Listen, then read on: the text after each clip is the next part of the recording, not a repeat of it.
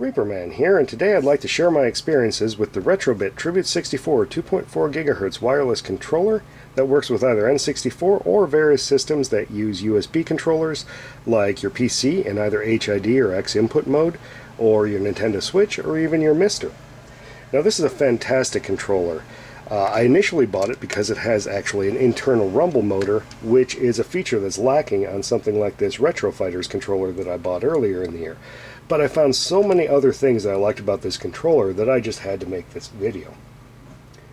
So inside the box, you've got the controller itself, a USB Type-C charging cable.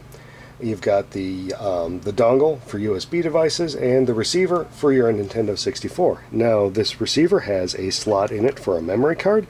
It's got your bind button up here, your status LED down here. It's got a USB micro, so not compatible with this cable, but a micro for firmware updates. Quick aside, I'm never going to firmware update this thing, because I lost one of my Saturn receivers doing an update on that one, so never again. Also, it's got a switch up here to switch from memory to rumble. Now, if you've tried to solve this problem back in the day, let me just reach over and pull over a couple of these. Now, both of these are both rumble packs that have memory built in, or, a slot for memory, and they all have a switch for memory to rumble. But if you remember anything about these, you really have to rip these out of your controller, flip the switch, and then stick them back into the controller to have them actually function. And that's really no different than how this works here. The only difference is you actually have to pull it out of the controller slot and stick it back in, which may over time wear the controller slot. I'm not the hugest fan of that, but it is what it is, and if anything, it's probably Nintendo's fault on that one. So let's talk a little bit about ergonomics on this thing.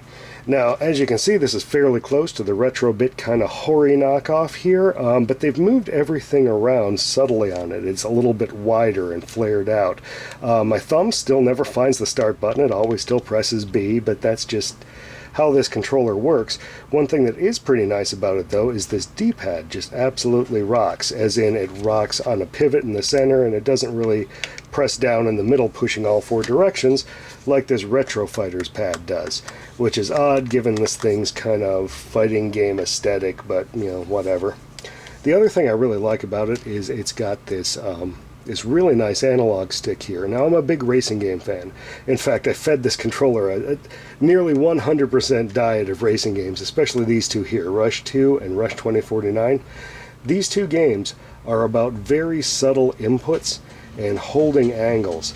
Now, what you have to do with a controller like this, I find, is that I have to keep bumping it, which actually kicks the back end of the car out a little bit. I'm not sure that's much slower, but it looks kind of unprofessional and annoying.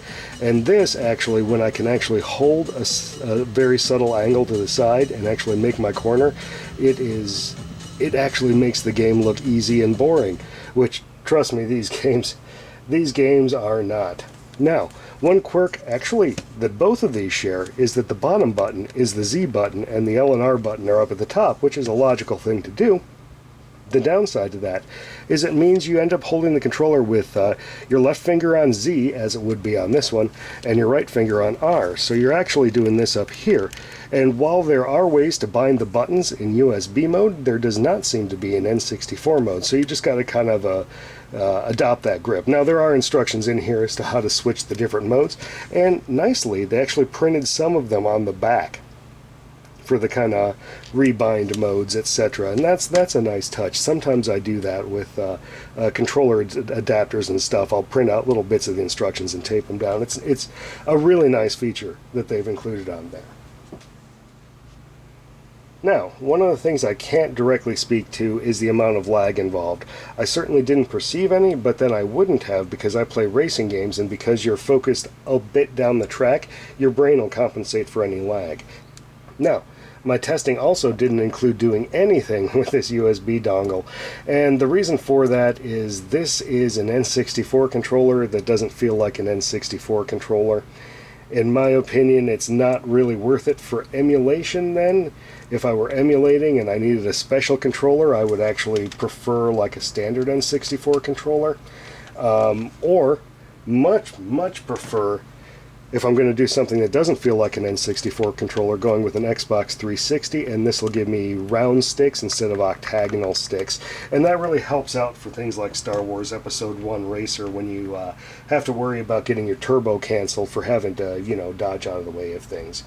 So how I normally run this on N64 is I take this receiver here for the Retro-Bit, and then I take the Retro Fighters receiver and then I slot it next door in slot number 2 with a memory card in it.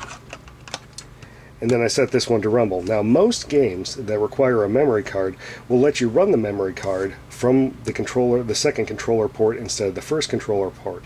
There are unfortunately a few games, and I am looking at you, Hydro Thunder, that literally require the memory card be in slot 1. That's extremely annoying, and in that case I just do away with rumble and just run the memory card out of slot 1. In that case, that's very unfortunate, but there's nothing we can do about that one anymore.